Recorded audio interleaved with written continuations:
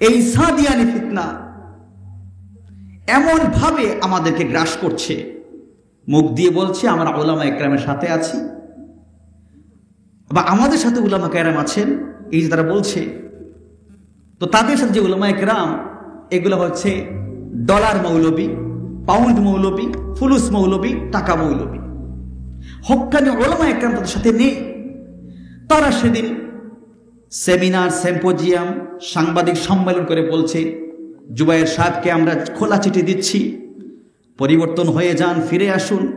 এই চিঠি জুবায়ের সাহেবকে না দিয়ে আপনাদের বিশ্ব আমির সাদ সাহেবকে দিন, দিয়ে বলেন একটা মিনিট একটা বক্তব্য দেন, যা বলেছি তা প্রত্যাহার করলাম, তাওবা করলাম, রুজু করলাম, সব ঠিক হয়ে যাবে, সব ঠিক হয়ে যাবে। কিন্তু এটাও করছে না।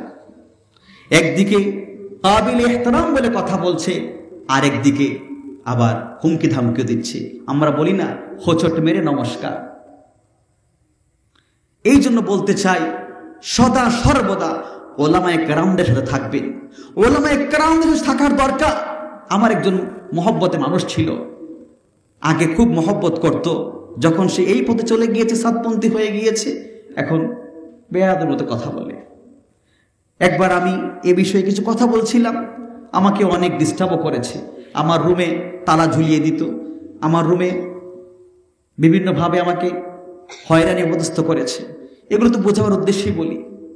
মনে রাখবেন, আপনাদের খেদমতে আরজ মসজিদের ইমাম সাহেব আছেন, হক্কানি ওলামা ইকরামরা আছেন। ওলামা ইকরাম যা বলবেন তার উপর থাকবেন।